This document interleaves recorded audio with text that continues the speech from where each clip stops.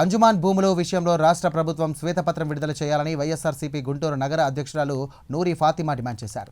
మంగళగిరి అంజుమాన్ స్థలం IT park పేరుతో private వ్యక్తులకు కట్టబెట్టేందుకు ప్రయత్నం జరుగుతోందని ఆరోపించారు. ప్రైవేటు వ్యక్తులకు అంజుమాన్ స్థలం ఇస్తూ మల్టీప్లెక్స్ కాంప్లెక్స్ నిర్మాణం చేసే విధంగా డిజైన్ చేశారని తెలియజేశారు. మైనార్టీల ఆస్తులను కాపాడాలని స్థితిలో గుంటూరు ఎమ్మెల్యే మహమ్మద్ నజీర్ ఉన్నారని విమర్శించారు.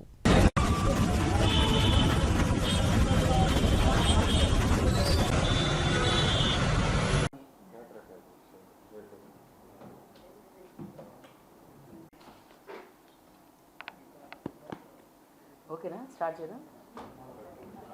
ఇంకో ఫోన్ ఇది.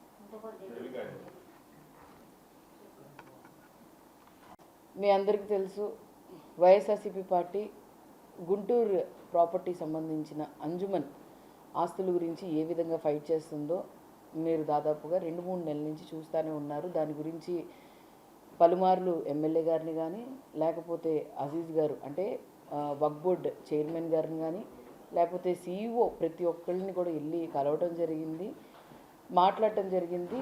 ఎక్కడా కూడా ఒక స్పందన లేదు, ఎక్కడా కూడా. ఎందుకనంటే మేము ఎలాగో దాన్ని తీసేసుకుంటాము, మేము ఎవరి మాట వినము, మాకు అనవసరం.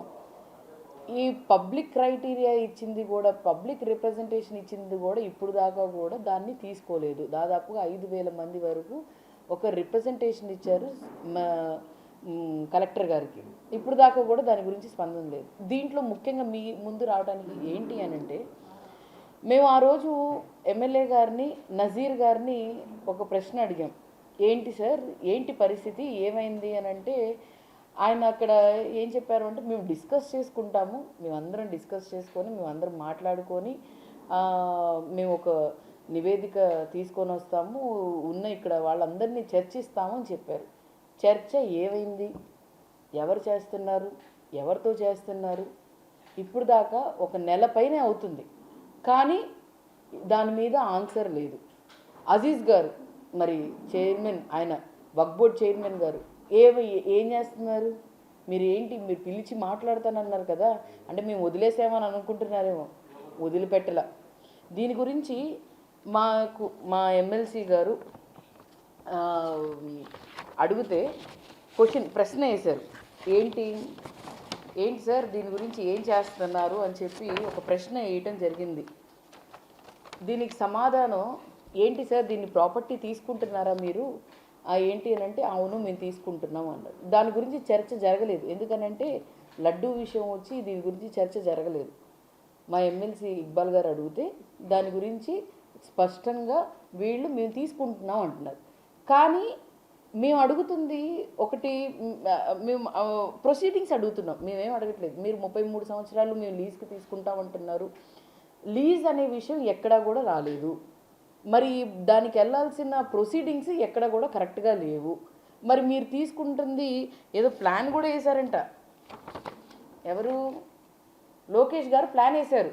ఏంటి ఇక్కడ ఏం కడుతున్నాము, ఎలా కడుతున్నాము, దీన్ని తీసుకున్నాం, ఏదో మీ ప్రాపర్టీ అది, మీరు ఎలా పడితే అది చేయడానికి ఏం మైనార్టీలు లేరంటారా, మీకు కూడా రేపటి రోజు ఎలక్షన్ రాదంటారా, లేకపోతే మైనార్టీ ఓట్లతో మీరు గెలవలేదంటారా? నాకు అర్థం కాదు ఈ ప్రభుత్వానికి. ఏదో మేము వాళ్ళని ఎలాగైనా మోసం చేయొచ్చు. నిజంగానే ఎంపీ గారు, ఎమ్మెల్యే గారు ఇక్కడికి వచ్చి మరి చంద్రబాబు నాయుడు గారు మైనార్టీలకు అండగా ఉంటాము, చేస్తామని చెప్పి గెలిచిన దగ్గర నుంచి 4% రిజర్వేషన్ లేదు, వక్ఫ్ బిల్కేమో మీరు మద్దతు ఇచ్చారు. మరి అలాగే ఈరోజు 71.57 ఎకరాలని కాజేస్తున్నారు. 2,233 ఎకరాలు మల్లైపాలెంలో ఉన్న ఇవన్నీ ఏం చెప్తున్నారు, development, IT park, industrial park, ఇవన్నీ ఏంటంటే పేర్లకి మాత్రమే, ఎక్కడా కూడా చేసే పరిస్థితిలో లేదు ఈ కూటమి ప్రభుత్వం. ప్రజలకు ఈరోజు ముందుకు రావడానికి కారణం మీకు వాళ్ళ గురించి తెలియడానికి మీ ముందు వచ్చి పెట్టడం జరుగుతుంది.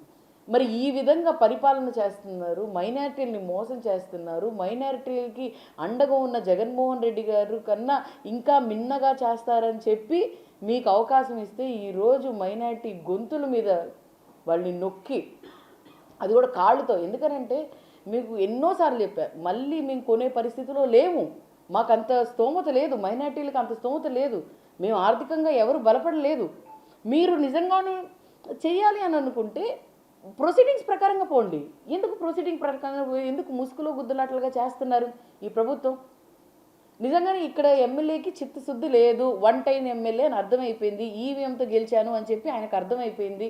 అందుకోసం నేను ఓట్లతో గెలవలేదు, చేయలేదు, నేను ఎవరికైనా భజన చేయాలి అని అంటే ఈవీఎంలకే నేను భజన చేయాలి, ఈవీఎంల వల్ల గెలిపించిన వాళ్ళకి నేను భజన చేయాలి అని చెప్పి ఆయన వాళ్ళ చుట్టూ తిరుగుతున్నారు తప్ప ఇక్కడ లోకల్లో అరే నిజంగానే అంజుమన్ ప్రాపర్టీయే తరతరాలకి నాకు ఇదే నన్ను ఇక్కడ ఉన్న వాళ్ళందరూ ఇది చేస్తారు అని చెప్పి ఎక్కడా కూడా ఎమ్మెల్యేకి చిత్తశుద్ధి లేదు. మరి ఈ విధంగా పాలన చేస్తుంటే ఏంటి మీకంటే భయం లేదా? మళ్ళీ 5 సంవత్సరాలు వచ్చిన తర్వాత మీరే వస్తారని చెప్పి ఏమైనా మీకు కాన్ఫిడెన్స్ ఉందా? అంటే మళ్ళీ ఈవీఎంలకు పూజ చేద్దామని అనుకుంటున్నారా? ఈ విధంగా పరిపాలన చేస్తున్నారు. ఏం మెసేజ్ ఇద్దామని? ఇక్కడ ఉన్న మైనారిటీలు దాదాపుగా మీరు చూసుకుంటే 60,000 మంది మైనారిటీలు ఓన్లీ 1 టౌన్లో ఉన్నారు, 30,000 మంది మైనారిటీలు 2 టౌన్లో ఉన్నారు. ఈ ప్రాపర్టీ సంబంధించి దాని మీద వచ్చిన ఆదాయం సంబంధించి ఇక్కడ వాడతారు, చేస్తారు, అన్నీ చేస్తారు. నేను ఒకటి అడుగుతానండి, మీకు ఆర్థికంగా బలపరచడానిక ఇక్కడ మైనారిటీలు అందరూ ఓట్లేసి గెలిపించింది మిమ్మల్ని? ఆయన ఇంకో ఈ విషయం ఒకటైతే మళ్ళీ అంజుమందే. నేను వెళ్ళటం కుదరలేదు, కానీ ఒక మాట చెప్తాను చూడండి. అంజుమన్ ఈద్గా ఎంత పవిత్రం అండి, ఎంత ఇంపార్టెంట్ అండి. ఏంటి మీరు కూడా ఒక మైనారిటీయే అన్నా, గుర్తుపెట్టుకోండి అన్నా, మీరు ఒక మైనారిటీ అన్నా. ఈద్గా ప్లేస్లో పర్మనెంట్ స్ట్రక్చర్ వేస్తున్నారే, మీ విఘ్నతకే వదిలేస్తున్నాం. నిజంగానే మీకు ఏం అనాలో కూడా అర్థం కావట్లేదు. ఎలా ఉందంటే బర్రెగొడ్డు మీద వర్షం పడినట్టుంది పరిస్థితి. గుంటూరు తూర్పులో ఎమ్మెల్యే లేడు, చాతకానోడు, ఎమ్మెల్యే దద్దమ్మే, ఎమ్మెల్యే ఏం చెప్పినా నూరీ ఫాతిమా చెప్పినా నాకు అనవసరం, నా డబ్బులు నాకు కావాలి, నేను నింపుకోవాలి, నేను 1 టైం ఎమ్మెల్యే సంపాదించుకొని పక్కకు పోవాలి అనేది తప్ప ఇంకొక మాట ఏమైనా వస్తుందో చెప్పండి నాకు ఒక్కసారి. మంచోడు రా బాబు ఎమ్మెల్యే, ఏదైనా చేస్తున్నారా ఎమ్మెల్యే?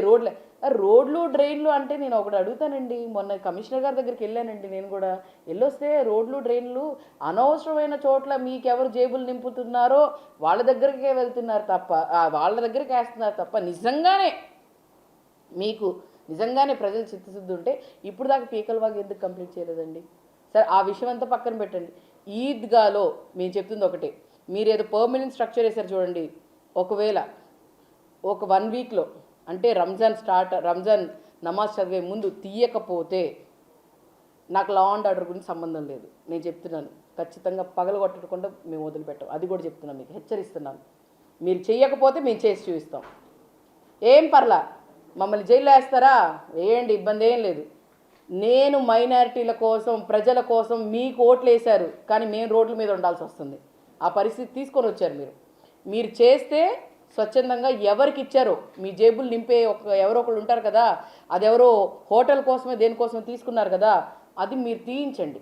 తీయిస్తే ఇజ్జత్ ఉంటుంది, కొంచెం వాల్యూ ఉంటుంది. మీరు తీయించకపోయారా, ఆ డబ్బులు ఏమంటారంటే ఆ డబ్బులు మేము సంక్షేమం కోసం వాడుతున్నారు. ఏం వాడుతున్నారయ్యా మీరు? ఏం వాడుతున్నారో చెప్పయ్యా ఒకసారి లెక్క తీసుకొనిరా, మినిట్ బుక్ తీసుకొనిరా. మీ దగ్గర ఉన్న మీ అంజుమన్ ప్రాపర్టీకి సంబంధించిన మీ దగ్గర ఉన్నవి ప్రతి ఒక్కటి బయటికి తీసుకొనిరా. చర్చకి రండి, మేము రెడీ, మేము ముందు కూర్చుంటాం, చర్చకి రండి. ఇప్పుడు దాకా ఏదో కమిటీ పెట్టి మాట్లాడతానని చెప్పిన వ్యక్తి ఏంటి 29వ తారీఖున డిసెంబర్ 2025లో ఏమన్నారంటే ఐఏఎస్ ఐపీఎస్ ఆఫీసర్లు ఎవరెవరు మైనారిటీలు ఉన్నారో వాళ్ళందరితో పాటు కూర్చొని సమీక్షగా ఏం చేస్తానో నేను చెప్తానని చెప్పాడు. ఒకసారి అయిపోయింది, స్వాహా. నెక్స్ట్ మళ్ళీ మొన్న మేము అంజుమన్ రోజున అడిగితే ఆ రోజు అందరినీ కూర్చోబెట్టి మాట్లాడతామని చెప్పి స్వాహా.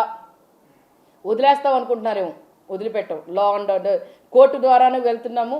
అలాగే ఇంకా రాబోయే కాలంలో కార్యాచరణలు ఖచ్చితంగా ఉంటాయి.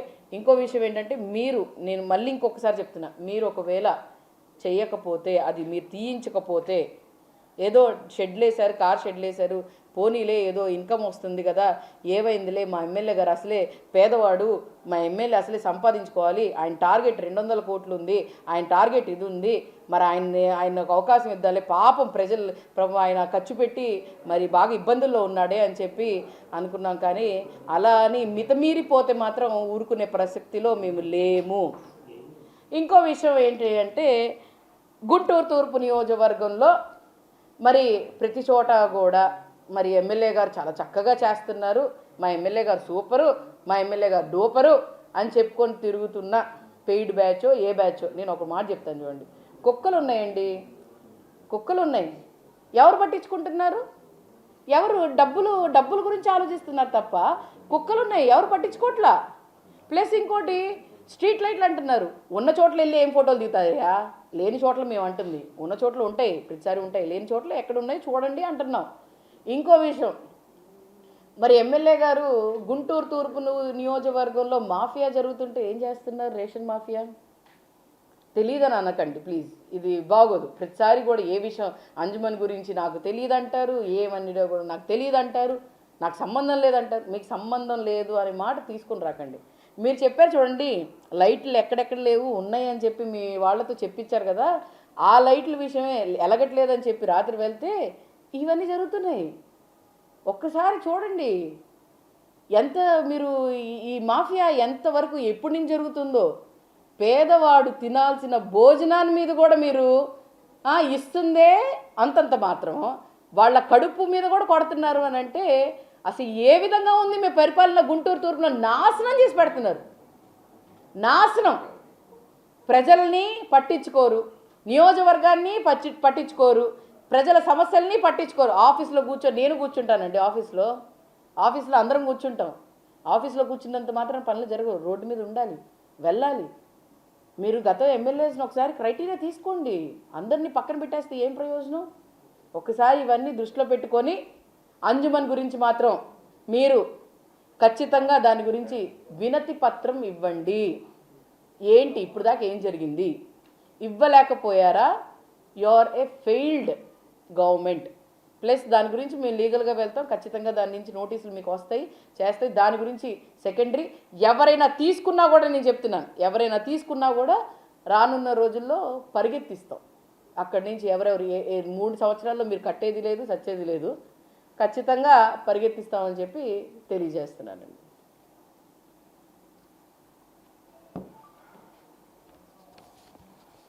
పార్క్ కడదామని చెప్పి మరి ఆయన పోర్టల్లో దాంట్లో ఇలా